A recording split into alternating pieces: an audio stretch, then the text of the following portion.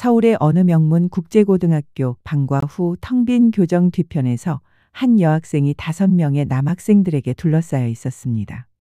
교복 치마를 잡아당기려는 손이 뻗어오는 순간 믿을 수 없는 일이 벌어졌어요. 순식간에 공중으로 솟아오른 여학생의 발차기가 정확히 가해자의 손목을 때렸죠. 하지만 아무도 몰랐습니다. 이 모든 장면이 카메라에 고스란히 담기고 있었다는 걸요. 다음 날 아침 이 영상 하나가 학교 전체를 뒤흔들었고 평범했던 고등학교는 하루아침에 전국적인 논란의 중심이 되었습니다. 과연 그날 밤 학교 뒤편에서는 무슨 일이 있었던 걸까요? 그리고 이 사건의 진짜 주인공은 누구였을까요? 그럼 지금부터 물처럼 유연하지만 바위처럼 단단했던 한 소녀의 이야기를 시작하겠습니다. 하늘에서 내려다본 서울은 거대한 불빛 바다였어요. 비행기 창문에 얼굴을 바짝 붙인 채 저는 숨을 죽였습니다. 17살의 제 인생에서 가장 큰 모험이 시작되는 순간이었으니까요. 린, 괜찮아요? 옆자리에 앉은 인솔 선생님의 목소리에 고개를 돌렸어요. 미소를 지으려 했지만 입술만 떨렸습니다. 괜찮냐고요? 아니요, 전혀 괜찮지 않았어요. 하지만 대답은 달랐습니다. 네, 괜찮아요. 베트남 호치민에서 자란 저에게 서울은 꿈 같은 곳이었어요. 국제 장학생으로 선발되어 서울국제고등학교에 입학하게 된 건 기적 같은 일이었습니다. 그런데 지금 실제로 이 땅을 밟으려는 순간에는 두려움만 가득했어요. 12시간 전 호치민 공항에서 아버지는 저를 꼭 안아주셨어요. 아버지의 품은 언제나처럼 단단했습니다. 해병대 출신인 아버지는 제게 보비남을 가르쳐 주신 스승이기도 했어요. 보비남은 베트남 전통 무술이에요. 어릴 때부터 매일 아침 아버지와 함께 연습했던 시간들이 떠올랐습니다.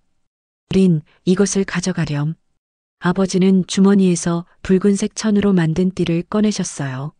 제가 첫 번째 단계를 통과했을 때 받았던 보비남 띠였습니다. 아버지의 거친 손이 제 손에 띠를 올려놓았어요.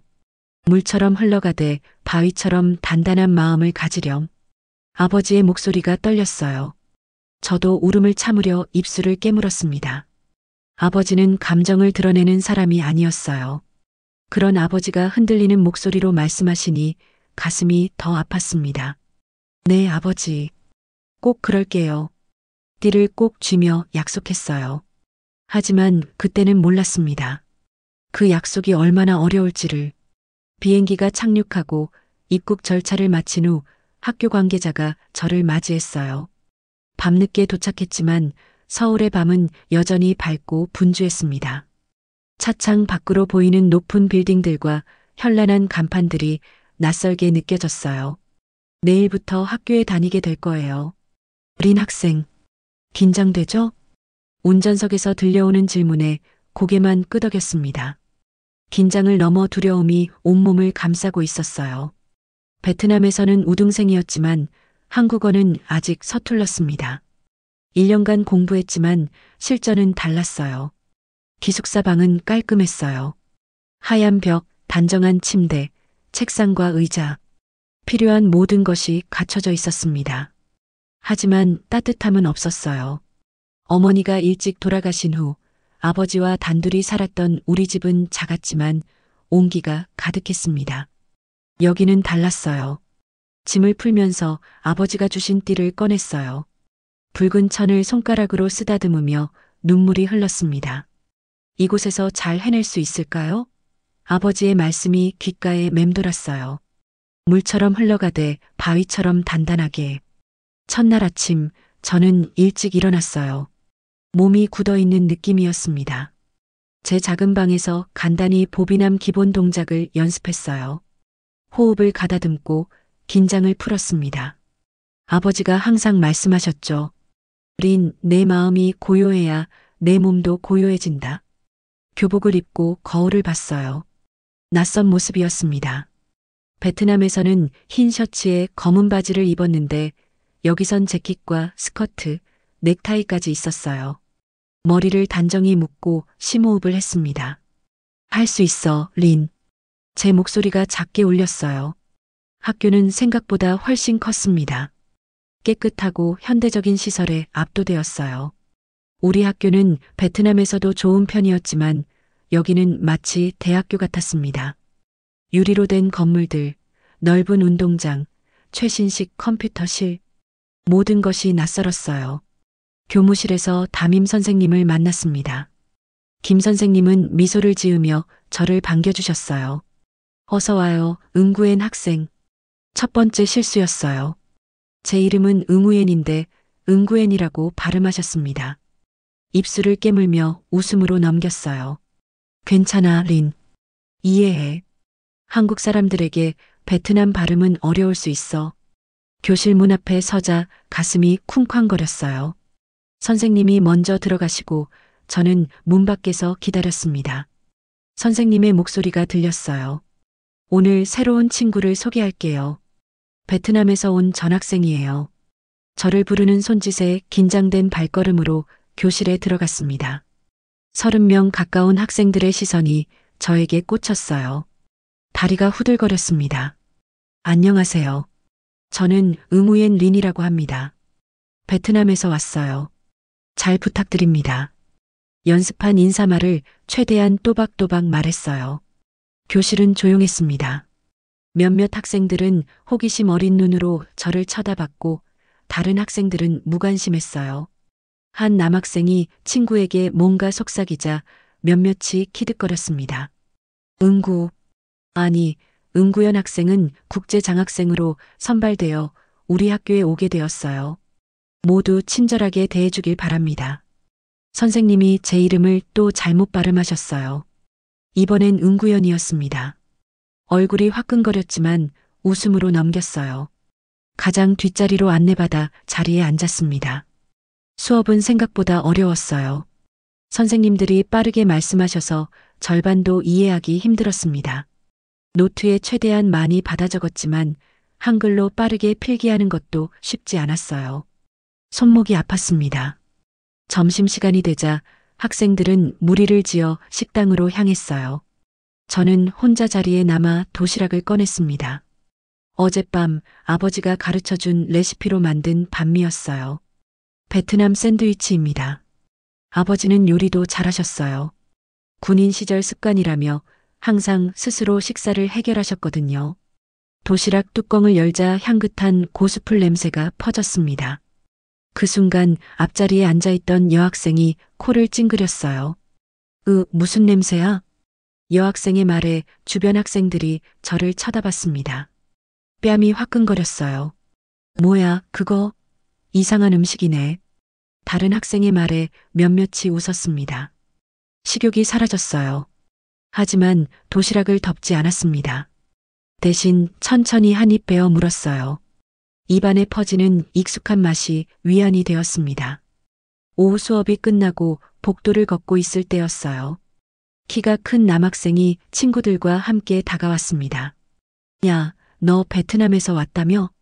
경계하는 눈빛으로 고개를 끄덕였어요. 남학생은 농구공을 손가락으로 돌리며 웃었습니다. 쌀국수 나라에서 왔네? 쌀국수 잘 만들어? 친구들이 낄낄거리며 웃었어요. 가슴이 아팠습니다. 하지만 표정을 감추려 노력했어요. 내 이름은 강민준이야. 2학년 농구부 주장. 그는 자랑스럽게 말했어요. 저는 고개만 끄덕였습니다. 빨리 그 자리를 벗어나고 싶었어요. 말도 못하나? 한국어 모르면 여기 오지 말았어야지. 민준의 말에 친구들이 또 웃었습니다. 눈물이 나려는 것을 꾹 참았어요. 아무 말 없이 고개를 숙이고 빠르게 걸어 기숙사로 향했습니다. 방문을 닫자마자 눈물이 터져 나왔어요. 이불에 얼굴을 묻고 흐느꼈습니다. 아버지, 저 여기서 어떻게 해야 할까요? 모든 것이 낯설고 무서워요. 아무도 저를 이해하지 못해요. 울음이 멎자 일어나 세수를 했어요. 거울 속 붉어진 눈을 한 제 모습이 낯설었습니다. 천천히 심호흡을 했어요. 그리고 옷을 갈아입고 방 가운데 섰습니다. 보비남 기본 자세를 취했어요. 아버지가 주신 붉은 띠를 허리에 감았습니다. 첫 번째 품새를 시작했어요. 몸이 기억하고 있었습니다. 호흡이 안정되고 마음이 고요해졌어요. 물처럼 흘러가되 바위처럼 단단하게. 아버지의 말씀이 머릿속에 울렸습니다. 눈을 감고 집중했어요. 베트남의 우리 집 마당에서 아버지와 함께 연습하던 모습이 그려졌습니다. 아버지의 단단한 목소리, 따뜻한 미소, 때로는 엄격한 가르침. 린, 내 마음이 흔들리면 내 몸도 흔들린다. 마음을 단단히 가져라. 아버지의 가르침을 떠올리며 마지막 동작을 마쳤어요. 눈을 떴을 때 저는 달라져 있었습니다. 여전히 두렵고 불안했지만 그 속에 작은 희망의 불씨가 자리 잡고 있었어요. 창밖으로 서울의 밤이 깊어가고 있었습니다. 낯선 도시의 불빛이 창문을 통해 방 안으로 스며들었어요. 베트남에서의 밤과는 달랐습니다. 하지만 같은 달이 떠 있었어요. 아버지도 지금 이 달을 보고 있을까요? 침대에 누워 천장을 바라봤습니다. 내일은 오늘보다 나을 거예요. 반드시 그럴 거예요. 물처럼 흘러가되 바위처럼 단단하게. 그 말을 되뇌며 눈을 감았어요. 베트남에서 온 17소녀, 응우옌 린의 서울에서의 첫날이 그렇게 저물어 갔습니다. 둘째 날 아침 희망을 품고 학교에 도착했어요. 어제보다는 나을 거라고 스스로를 다독였습니다. 교실에 들어서자 몇몇 학생들이 저를 흘끗 쳐다봤어요. 어색한 미소를 지으며 제자리로 향했습니다. 그런데 책상에 다가가자 심장이 멎는 것 같았어요. 누군가 빨간 매직으로 제 책상에 글씨를 써놓았습니다. 너네 나라로 돌아가. 글자 하나하나가 가슴에 칼처럼 박혔어요. 숨이 막혔습니다. 주변을 둘러봤지만 모두 모르는 척했어요. 누가 이런 짓을 했을까요? 손이 떨렸습니다. 재빨리 휴지를 꺼내 지우려 했지만 매직은 쉽게 지워지지 않았어요. 마음을 가다듬고 자리에 앉았습니다. 책상을 내려다보는 동안 눈물이 고였어요. 아니야, 울면 안 돼. 약해 보이면 안 돼. 눈물을 참으며 수업 준비를 했습니다. 첫 수업은 영어였어요. 선생님은 모두에게 자기소개를 영어로 하라고 하셨습니다. 차례대로 일어나 발표하는 동안 긴장으로 손바닥에 땀이 배었어요. 제 차례가 다가올수록 심장 박동이 빨라졌습니다. 넥스트, 린, 플리즈 인트로듀스 이어셀프 인 잉글리시. 선생님의 부름에 천천히 일어났어요. 다리가 후들거렸습니다. 깊게 숨을 들이쉬고 준비한 말을 했어요. 헐로, my name is Nguyen Lin. I am from Vietnam. I like reading and practicing VOVINAM. Thank you. 베트남 억양이 섞인 영어였지만 최선을 다했습니다. 그런데 뒤쪽에서 웃음소리가 들렸어요. 민중과 그의 친구들이 키득거리며 저를 흉내내고 있었습니다. 안녕하세요. 쌀국수 맛있어요? 낮은 목소리로 놀리는 소리가 들렸어요. 얼굴이 화끈거렸습니다. 선생님은 듣지 못하신 것 같았어요. 자리에 앉으며 주먹을 꽉 쥐었습니다. 참아야 해, 린. 반응하지 마. 점심시간이 되었어요. 어제의 경험 때문에 식당 대신 교실에 남기로 했습니다. 도시락을 찾으려 가방에 손을 넣었지만 도시락이 보이지 않았어요. 분명히 아침에 넣었는데 가방을 뒤져봤지만 없었습니다. 불안한 마음으로 주변을 둘러봤어요. 그때 교실 뒤쪽에서 웃음소리가 들렸습니다. 민중과 친구들이 무언가를 보며 웃고 있었어요. 직감적으로 느껴졌습니다. 천천히 복도로 나가 쓰레기통을 확인했어요. 제 도시락이 거기 있었습니다. 열려진 채로 내용물은 엉망이 되어 있었어요. 그 위에 쪽지가 하나 놓여 있었습니다. 맛있게 먹었어. 온몸이 떨렸어요. 분노, 수치심, 슬픔이 한꺼번에 밀려왔습니다. 눈물이 볼을 타고 흘렀어요. 아무도 없는 줄 알았는데 뒤에서 웃음소리가 들렸습니다.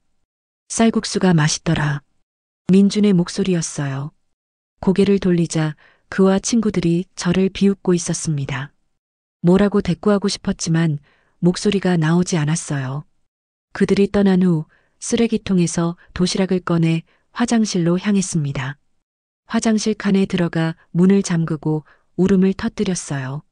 어떻게 이럴 수 있을까요? 무엇이 그들에게 저를 괴롭힐 권리를 주었을까요? 도시락을 씻으며 아버지 생각이 났습니다. 아버지라면 어떻게 하셨을까요? 오후 수업이 시작되었어요. 텅 빈 배를 움켜쥐며 자리에 앉았습니다. 옆자리 여학생이 몰래 빵 하나를 건네주었어요. 작은 친절에 눈물이 다시 고였습니다. 고맙다는 미소를 지었어요. 괜찮아? 나는 서지민이야.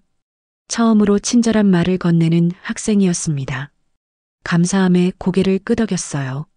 지민은 따뜻한 미소를 지었습니다. 어쩌면 모두가 나쁜 건 아닐지도 모른다는 작은 희망이 생겼어요. 하지만 그날 이후로 상황은 더 나빠졌습니다. 복도에서 마주칠 때마다 민준과 친구들은 발을 걸어 넘어뜨리려 했어요. 한 번은 정말 넘어져서 무릎이 까졌습니다. 웃음소리만 들렸어요. 아무도 도와주지 않았습니다. 말 못하는 동남아 애라는 별명이 생겼어요. 수업 시간에 질문을 받으면 대답하기가 두려웠습니다. 실수할까봐, 제 발음을 놀릴까봐 걱정되었어요. 점점 말수가 줄어들었습니다. 무슨 소용이 있을까요? 어차피 그들은 제 말을 듣지 않을 텐데. 일주일이 지났어요.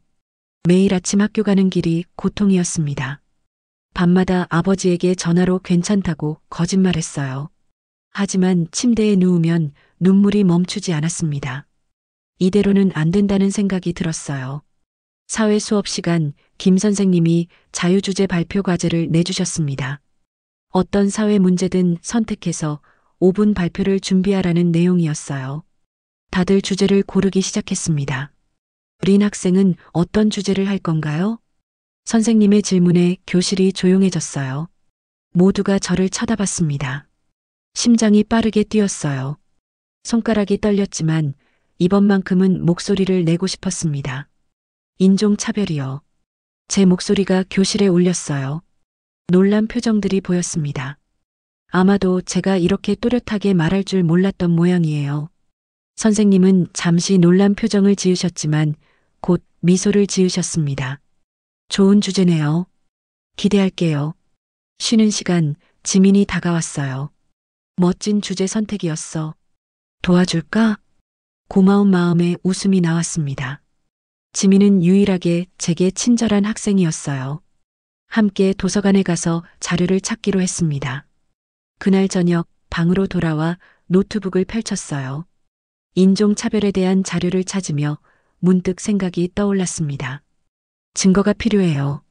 제 경험을 발표에 포함시키고 싶었지만 그냥 말로만 하면 누구도 믿지 않을 거예요. 작은 카메라를 주문했습니다. 아버지가 비상용으로 보내준 돈으로요. 이틀 후 배송된 카메라는 손바닥만 했어요. 교복 주머니에 넣어도 티가 나지 않았습니다. 다음 날부터 카메라로 일상을 기록했어요. 책상에 쓰여진 악의적인 낙서들, 복도에서 일부러 부딪히는 학생들, 도시락을 뺏는 장면들. 매일매일이 고통이었지만 이제는 목표가 생겼어요. 그들의 행동을 세상에 보여주겠다는 목표. 특히 민주는 날이 갈수록 더 심했습니다. 그의 눈에는 제가 쉬운 표적으로 보였나 봐요. 다른 학생들도 그를 따라 저를 괴롭혔습니다. 무리에서 벗어나기 두려웠던 걸까요? 체육 시간 배구 경기를 하게 되었어요. 2명의 학생이 팀을 나누었습니다.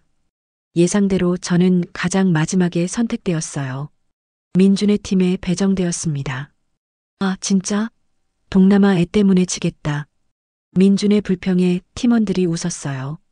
아무렇지 않은 척했지만 가슴이 아팠습니다. 코트 맨 뒤에 자리를 잡고 경기가 시작되기를 기다렸어요. 휘슬이 울리고 경기가 시작되었습니다. 저는 최대한 공을 피했어요. 어차피 누구도 제게 공을 패스하지 않았으니까요. 그런데 상대팀이 강하게 공을 쳐서 우리 팀 앞쪽으로 넘어왔습니다. 민준이 받으려 했지만 닿지 않았어요. 그 순간 몸이 저절로 움직였습니다. 아버지와 연습했던 보비남의 움직임이 몸에 배어 있었어요. 빠르게 뛰어가 완벽한 자세로 공을 받아쳤습니다. 공은 아름다운 홀을 그리며 상대 코트 구석에 떨어졌어요. 체육관이 조용해졌습니다. 모두가 놀란 눈으로 저를 바라봤어요. 민준의 입이 벌어져 있었습니다. 작은 미소가 제 입술에 맺혔어요. 이것이 제 첫 번째 작은 승리였습니다. 어디서 그렇게 배웠어? 경기가 끝나고 지민이 물었어요.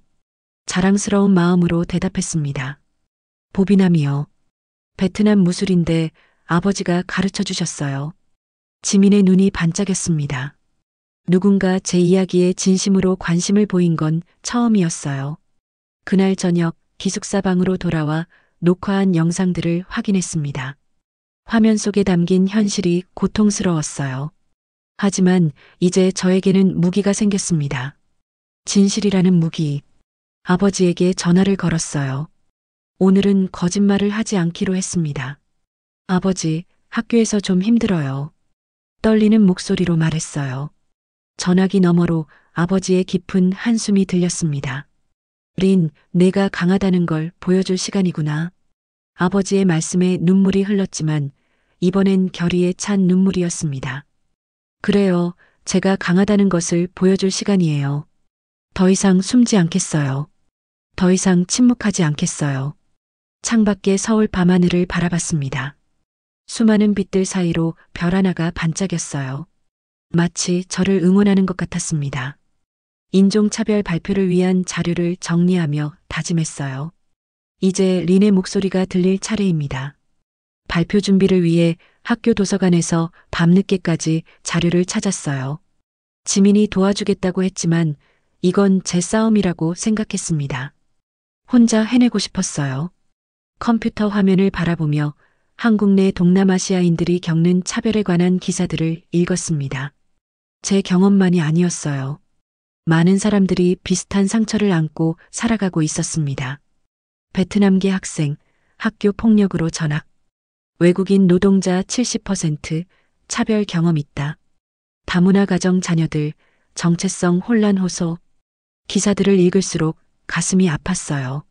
하지만 동시에 더 큰 결심이 생겼습니다. 이건 단순히 제 문제가 아니었어요. 더 큰 사회적 문제였습니다. 누군가는 목소리를 내야 했어요. 그리고 그 누군가가 저였습니다. 발표 자료를 만들면서 베트남의 역사와 문화도 함께 담기로 했어요. 대부분의 학생들은 베트남에 대해 쌀국수와 베트남 전쟁 외에는 아는 것이 없었습니다. 베트남의 아름다운 자연, 천년의 역사, 풍부한 문화를 보여주고 싶었어요. 그들이 조롱하는 나라가 얼마나 아름다운지 알려주고 싶었습니다. 특히 보비남에 대한 슬라이드를 만들며 가슴이 뜨거워졌어요. 보비남은 단순한 무술이 아니었습니다. 디엔 크엥, 즉 정신 수양을 중요시하는 베트남의 철학이 담긴 전통이었어요. 아버지가 항상 말씀하셨죠. 린, 진정한 강함은 몸이 아닌 마음에서 온다.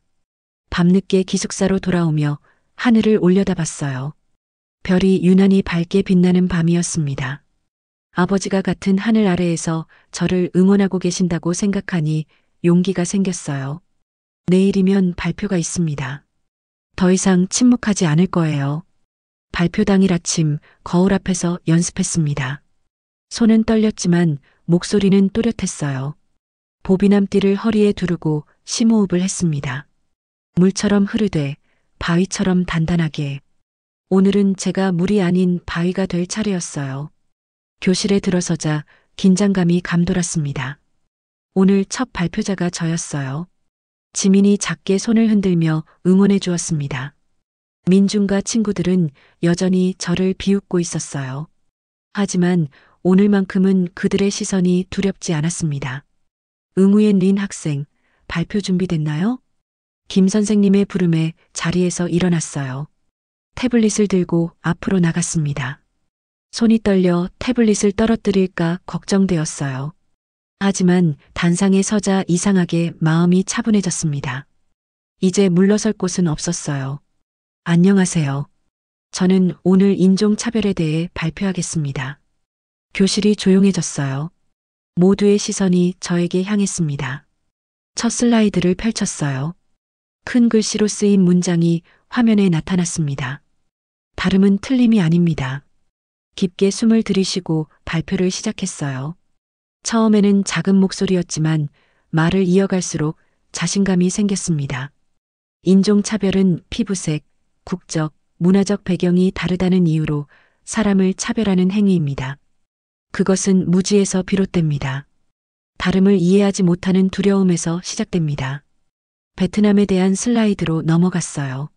하롱베이의 아름다운 풍경, 하노이의 천년 역사, 호치민의 활기찬 거리들, 그리고 베트남 사람들의 따뜻한 미소가 담긴 사진들을 보여주었습니다. 베트남은 4,000년의 역사를 가진 나라입니다. 중국, 프랑스, 미국과의 전쟁에서도 굴하지 않고 독립을 지켜낸 강인한 민족이에요. 우리는 가족과 교육을 중요시합니다. 그리고 무엇보다 서로 다른 문화를 존중하는 마음을 가지고 있어요. 다음 슬라이드에서는 보비남에 대해 설명했습니다. 아버지와 함께 연습했던 사진도 보여주었어요. 아버지의 강인한 모습과 제가 어린 시절 첫 띠를 받았을 때의 사진이었습니다. 보비남은 단순한 무술이 아닙니다. 띠엔 크행이라는 정신 수양을 중요시해요. 몸과 마음의 균형, 자연과의 조화를 추구합니다. 우리는 공격이 아닌 방어를 위해 보비남을 배웁니다. 자신을 지키고 약한 사람을 보호하기 위해서죠. 그리고 마지막으로 제가 학교에서 겪은 경험들을 이야기했어요. 카메라로 찍은 영상은 보여주지 않았습니다. 그건 마지막 수단이었어요. 대신 제 감정을 솔직하게 표현했습니다. 한국에 온 지 몇 주 동안 저는 많은 차별을 경험했습니다. 제 이름이 3번씩 잘못 발음되고 제 음식이 이상하다고 놀림받고 제 나라가 쌀국수 나라로 불리는 것을 들었어요. 책상에 너네 나라로 돌아가라는 글을 발견했고 도시락이 쓰레기통에 버려지는 경험도 했습니다. 교실에 무거운 침묵이 흘렀어요. 몇몇 학생들은 고개를 숙였습니다. 민준의 얼굴은 굳어 있었어요. 하지만 저는 여러분을 미워하지 않습니다. 그저 이해받고 싶어요. 다르다는 것이 틀린 것이 아니라는 걸 알아주셨으면 합니다. 우리는 모두 같은 하늘 아래에서 살아가는 소중한 존재니까요. 마지막 슬라이드에는 다양한 국적의 학생들이 함께 웃고 있는 사진을 넣었습니다. 그리고 아버지의 말씀을 인용했어요. 물처럼 흘러가되 바위처럼 단단한 마음을 가지세요. 서로 다른 문화를 존중하는 마음이 우리 모두를 더 강하게 만들 것입니다. 감사합니다. 발표를 마치자 교실은 잠시 조용했어요. 그리고 지민이 먼저 박수를 치기 시작했습니다. 1명, 2명. 점점 더 많은 학생들이 박수를 쳤어요. 몇몇 학생들의 눈에는 진심 어린 감동이 담겨 있었습니다. 김 선생님은 눈시울이 붉어진 채 말씀하셨어요. 정말 훌륭한 발표였습니다. 린 학생. 우리 모두에게 큰 깨달음을 주었네요. 자리로 돌아가는 길에 몇몇 학생들이 미소를 지어주었습니다. 그동안 보지 못했던 따뜻한 표정들이었어요. 하지만 민준과 그의 친구들은 분노에 찬 눈빛으로 저를 노려보고 있었습니다. 민준의 주먹이 꽉 쥐어진 것이 보였어요. 긴장감이 느껴졌지만 발표를 마친 후에 해방감이 더 컸습니다. 수업이 끝나고 몇몇 학생들이 다가와 질문을 했어요. 베트남 문화에 대해, 보비남에 대해 궁금해했습니다. 처음으로 진심 어린 관심을 받는 기분이었어요. 지민은 제 옆에서 함께 질문에 답해주며 도와주었습니다. 정말 멋진 발표였어, 린. 용기 있었어. 지민의 말에 가슴이 따뜻해졌어요. 이제야 한국에서 처음으로 친구가 생긴 것 같았습니다. 작은 변화였지만 의미 있는 한 걸음이었어요. 하지만 모든 것이 좋게 끝나지는 않았습니다. 방과 후 기숙사로 돌아가기 위해 학교 뒤편을 지나가고 있었어요. 그때 민준과 그의 친구들이 나타났습니다. 5명이나 되는 학생들이 저를 둘러싸기 시작했어요. 너 정말 대단하게 됐네, 쌀국수. 민준의 목소리는 차갑고 날카로웠습니다. 그의 눈에는 분노가 가득했어요. 심장이 빠르게 뛰기 시작했습니다. 위험을 감지한 몸이 경직되었어요. 오늘 발표 재밌게 봤어. 근데 너 같은 외국인이 우리나라에서 우리를 가르치려 들어? 민준이 한 걸음 다가왔어요.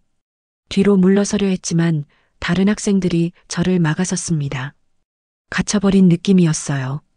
두려움이 밀려왔지만 표정을 단단히 했습니다. 난 그저 존중받고 싶었을 뿐이에요. 제 말에 민준이 비웃었습니다. 그의 친구 중 하나가 제 가방을 잡아당겼어요. 가방이 바닥에 떨어지며 내용물이 쏟아졌습니다. 노트북, 책, 그리고 작은 카메라. 민준이 카메라를 발견하고 눈을 크게 떴어요. 이게 뭐야? 우리를 몰래 찍은 거야? 민준이 카메라를 집으려고 할 때 다른 친구가 갑자기 제 치마를 향해 손을 뻗었습니다. 그 순간 몸이 저절로 반응했어요. 몇 년간 아버지와 연습했던 보비남 동작이 자연스럽게 흘러나왔습니다. 빠르게 몸을 틀어 치마를 잡으려던 학생의 손목을 잡았어요. 그리고 꾸액, 보비남의 기본 발차기를 사용해 그 학생을 밀어냈습니다. 그 학생이 비틀거리며 뒤로 물러섰어요. 민준이 분노에 차서 달려들었습니다. 하지만 제 몸은 이미 준비되어 있었어요. 팔꿈치 기술을 사용해 민준의 공격을 막아냈습니다. 몸을 낮추고 균형을 잡으며 방어 자세를 취했어요. 뭐야, 이 미친년이. 민준이 다시 달려들려고 했을 때 갑자기 누군가의 목소리가 들렸습니다. 그만해. 모두의 시선이 소리가 난 방향으로 향했어요. 김서연이었습니다. 그녀의 손에는 휴대폰이 들려 있었어요. 녹화 중인 휴대폰. 전부 찍었어. 이대로 가면 너희는 큰일 날 거야. 서연의 단호한 목소리에 민준과 친구들이 당황했습니다. 그들의 얼굴에 공포가 스쳤어요. 민준이 서연을 향해 달려가려 했지만 이미 늦었습니다. 서연은 빠르게 뒤로 물러나며 말했어요. 이거 김 선생님께 보여드릴 거야. 그리고 교장 선생님께도. 민준의 얼굴이 창백해졌습니다. 그와 친구들은 서둘러 그 자리를 떠났어요. 무서운 위협을 남기며 사라졌지만 그들의 눈에는 두려움이 보였습니다. 서연이 제게 다가왔어요. 괜찮아? 다치지 않았어? 서연의 걱정에 고개를 끄덕였습니다. 아직도 심장이 빠르게 뛰고 있었어요.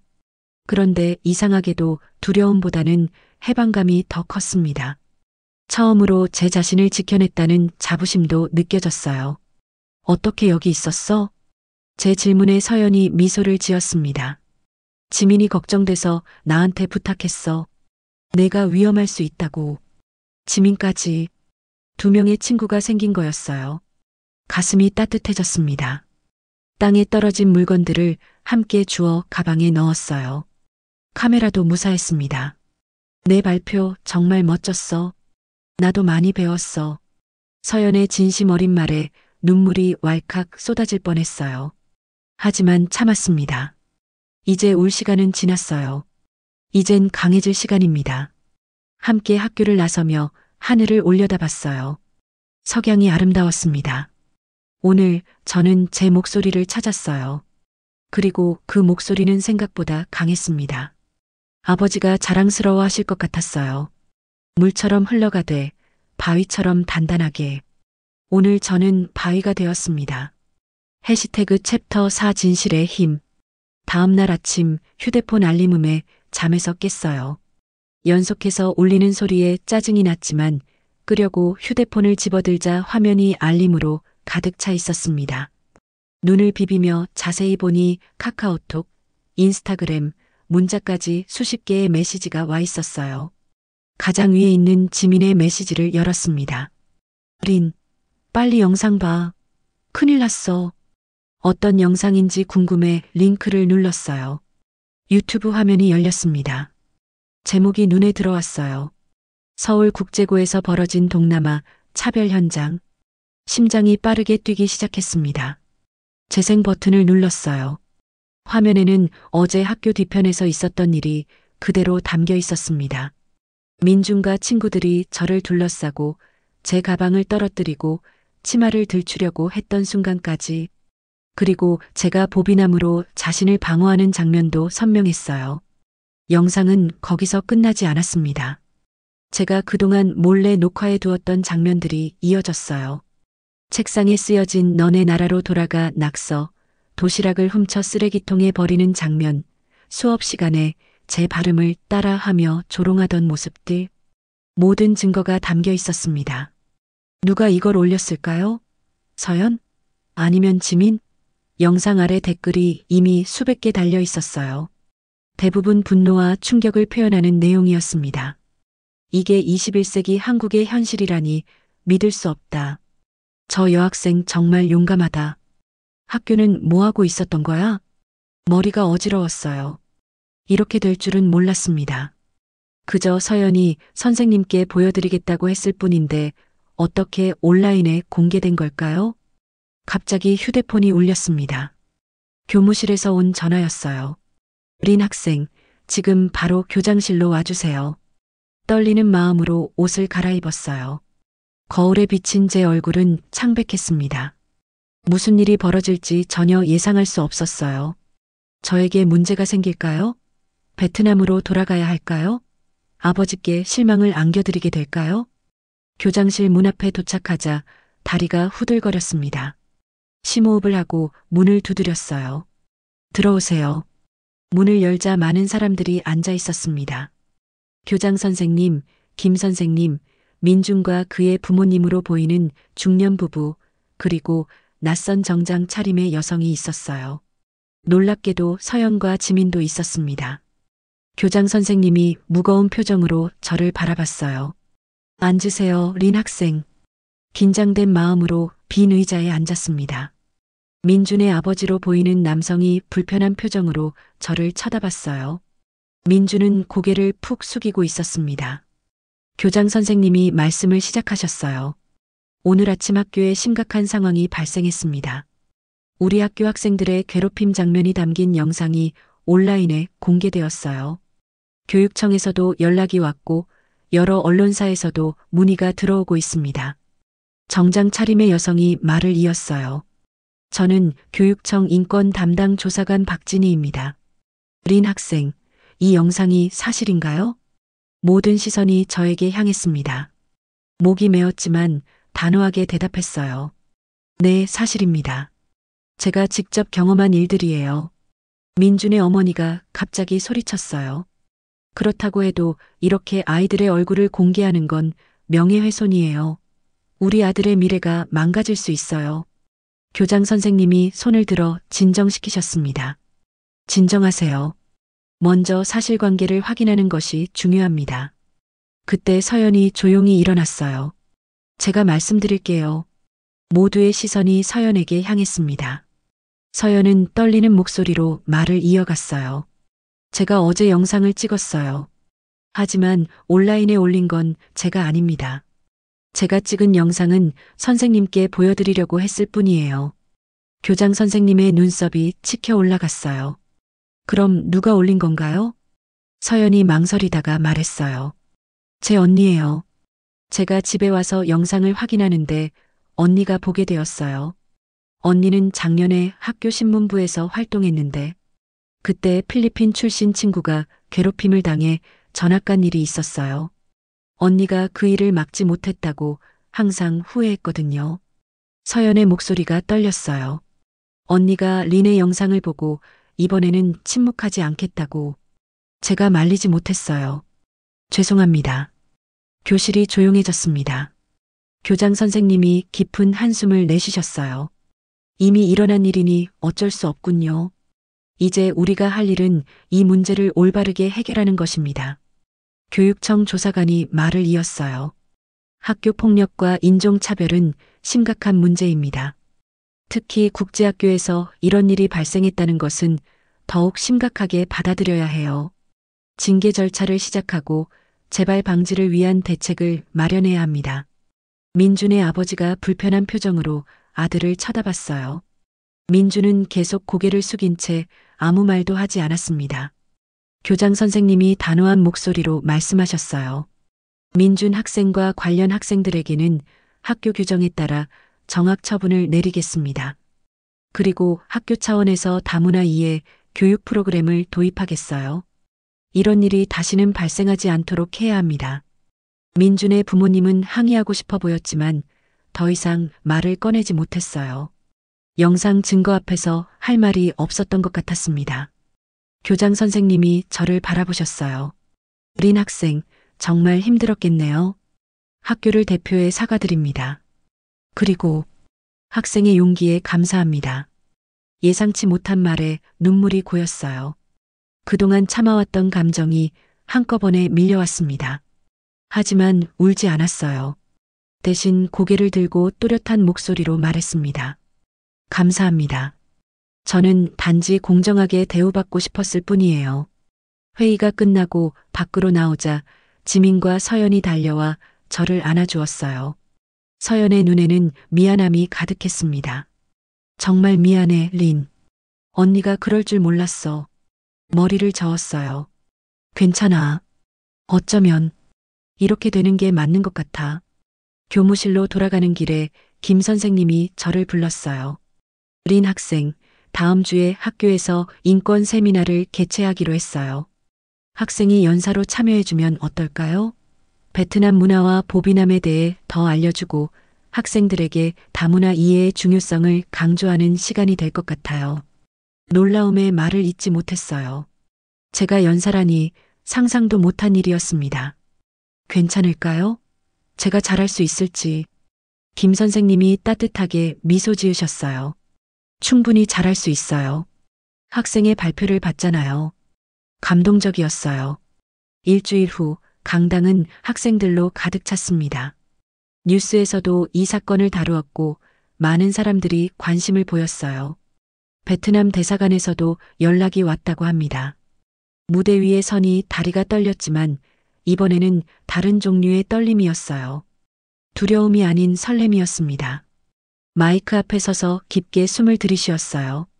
관객석에는 지민과 서연이 앞자리에 앉아 응원하는 눈빛을 보내고 있었습니다. 민주는 보이지 않았어요.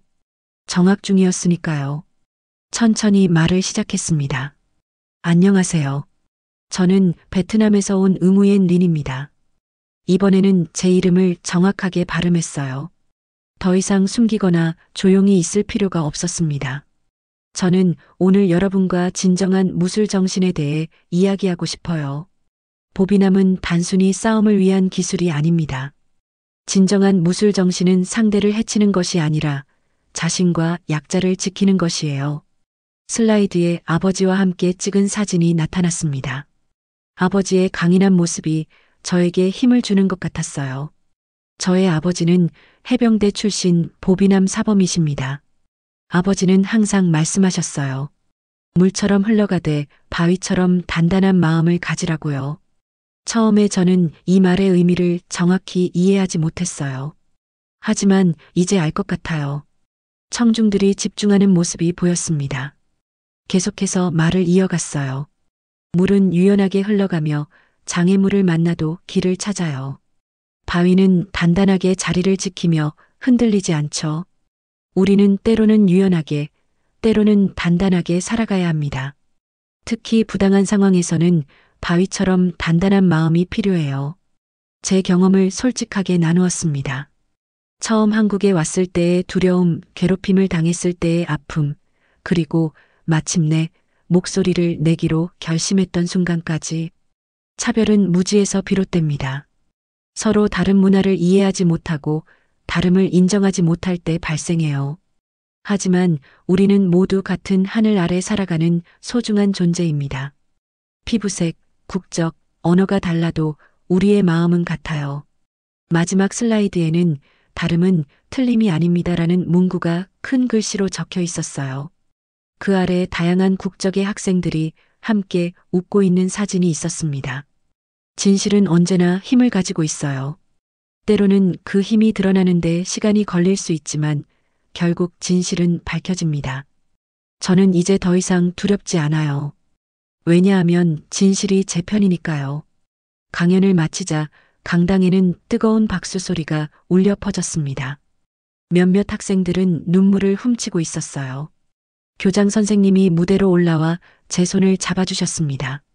린 학생의 용기 덕분에 우리 학교는 더 나은 곳이 될 것입니다. 감사합니다. 무대에서 내려오자 지민과 서연이 달려와 안아주었어요. 그들의 얼굴에는 자랑스러움이 가득했습니다. 이제 저에게는 진정한 친구들이 생겼어요. 그날 저녁 아버지에게 전화를 걸었습니다. 모든 일을 털어놓았어요. 처음부터 끝까지 숨김없이. 아버지, 저 이제 괜찮아요. 정말로요. 전화기 너머로 아버지의 자랑스러운 목소리가 들렸습니다. 린, 내가 자랑스럽구나. 너는 진정한 보비남의 정신을 보여주었어. 물처럼 흘러가되 바위처럼 단단하게. 창밖으로 보이는 서울의 밤하늘은 어느 때보다 맑았어요. 별들이 반짝이는 모습이 마치 저를 축하해 주는 것 같았습니다. 베트남에서 온 17소녀, 응우옌 리는 이제 더 이상 외로운 이방인이 아니었어요. 이곳에서도 제 자리를 찾았습니다. 진실의 힘은 생각보다 강했어요. 그리고 그 진실을 말할 수 있는 용기는 더욱 강했습니다. 해시태그 챕터 5화해와 새로운 시작. 한 달이 지났어요. 창밖으로 보이는 학교 풍경이 완전히 달라졌습니다. 건물 입구에는 다양성을 존중하는 서울국제고등학교라는 현수막이 걸려 있었어요. 복도 벽면에는 여러 나라의 문화를 소개하는 포스터가 가득했고, 식당에서는 각국의 전통 음식을 맛볼 수 있는 문화 교류 행사가 열리고 있었습니다. 교실로 향하는 길에 누군가 제 이름을 불렀어요. 뒤를 돌아보니 민준이었습니다. 정학 처분이 끝나고 학교에 돌아온 지 일주일 정도 되었어요. 그동안 저와 마주칠 때마다 고개를 숙이고 지나갔습니다. 린, 잠깐 얘기 좀 할 수 있을까? 민준의 목소리는 제가 알던 그 오만한 톤이 아니었어요. 낮고 조심스러웠습니다. 눈빛도 달라져 있었어요. 더 이상 날카롭게 쏘아보는 눈빛이 아니라 부끄러움과 미안함이 가득한 눈빛이었습니다. 괜찮아요. 복도 한쪽으로 걸어갔어요. 민주는 잠시 말을 고르는 듯 했습니다. 깊게 숨을 들이쉬고 저를 바라봤어요. 정말 미안해.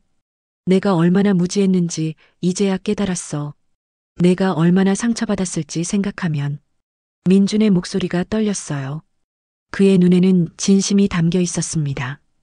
인권 교육을 받는 동안 많은 것을 생각했다고 했어요. 어떻게 자신이 그런 행동을 할 수 있었는지 이해할 수 없다고 했습니다. 우리 동생 민호가 내 보비남 수업을 듣고 싶어 해. 괜찮을까? 놀라웠어요. 제가 방과 후에 보비남 수업을 시작한 지 일주일 정도 되었는데 벌써 소문이 퍼진 모양이었습니다. 교장 선생님의 제안으로 시작한 작은 수업이었어요. 처음에는 지민과 서연 그리고 몇몇 호기심 많은 학생들만 참여했는데 물론이죠. 언제든 환영해요. 민준의 얼굴에 안도의 미소가 번졌습니다. 아직 완전히 용서했다고 말할 수는 없었지만 그의 변화를 인정할 수 있었어요. 모든 사람은 실수를 하고 그 실수로부터 배울 수 있다고 생각했습니다. 그날 오후 체육관에서 열린 보비남 수업에는 10명이 넘는 학생들이 참여했어요. 민준의 동생 민호도 있었습니다. 민준과 닮은 얼굴이었지만 더 부드러운 인상이었어요.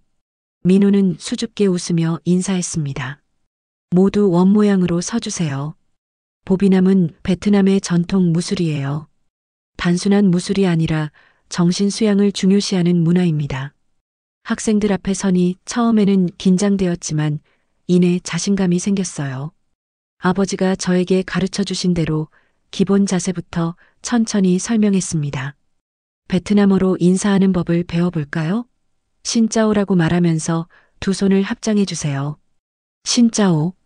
학생들이 서툴지만 진지하게 따라했어요. 그들의 모습에 미소가 지어졌습니다. 몇 달 전에는 상상도 할 수 없었던 광경이었어요. 제 문화를 존중하고 배우려고 노력하는 친구들. 수업이 끝나고 기숙사로 돌아와 아버지와 영상 통화를 했어요. 화면 속 아버지의 얼굴은 환하게 빛나고 있었습니다.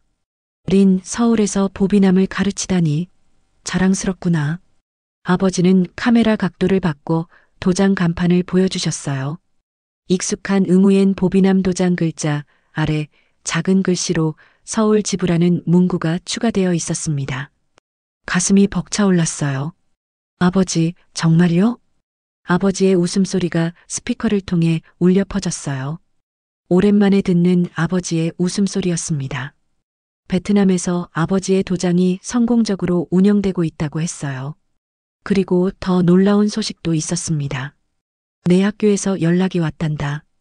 호치민 고등학교와 자매결연을 맺고 싶다고 하더구나. 그리고 나를 특별 강사로 초청했어. 믿을 수 없는 소식이었어요. 아버지가 서울에 오신다니 기쁨의 눈물이 볼을 타고 흘러내렸습니다. 몇 달 동안 참아왔던 그리움이 한꺼번에 밀려왔어요. 정말 기대돼요, 아버지. 언제 오세요? 다음 달에 오신다고 했어요. 한 달이라는 시간이 너무 길게 느껴졌지만 기다릴 가치가 있었습니다. 아버지가 서울에서 저와 함께하는 모습을 상상하니 가슴이 따뜻해졌어요. 다음 날 학교 신문부에서 저를 인터뷰하고 싶다고 했습니다. 서연의 언니가 졸업했지만 그녀가 시작한 다문화 이해 캠페인은 계속되고 있었어요.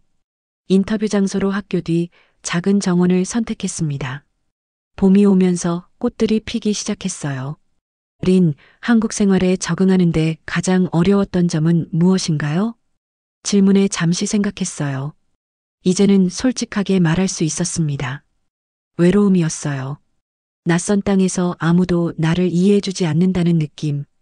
그건 정말 힘들었어요. 하지만 이제는 달라졌어요. 지민과 서영 같은 친구들이 생겼고 학교도 많이 변했으니까요. 한국에서 가장 그리운 것은 무엇인가요? 미소를 지으며 대답했어요. 아버지 도장의 향냄새요. 나무 바닥과 오래된 가죽 장비들, 땀 냄새가 섞인 특별한 향이 있어요. 어릴 때부터 매일 아침 맡던 냄새라 가장 그리워요. 하지만 이제 서울도 제 집이에요. 여기서도 소중한 추억을 만들고 있으니까요. 인터뷰가 끝나고 학교 주변을 산책했어요. 봄바람이 살랑거리며 벚꽃 꽃잎을 흩날렸습니다. 분홍빛 꽃잎들이 춤추는 모습이 마치 축하 파티 같았어요. 벤치에 앉아 하늘을 올려다봤습니다. 푸른 하늘, 벚꽃나무, 그리고 멀리 보이는 서울의 풍경. 이 모든 것이 이제는 낯설지 않았어요. 학교에서 준비한 다문화 축제가 다가오고 있었습니다. 제가 베트남 부스를 담당하게 되었어요. 지민과 서연, 그리고 보비남 수업에 참여하는 학생들이 함께 도와주기로 했습니다.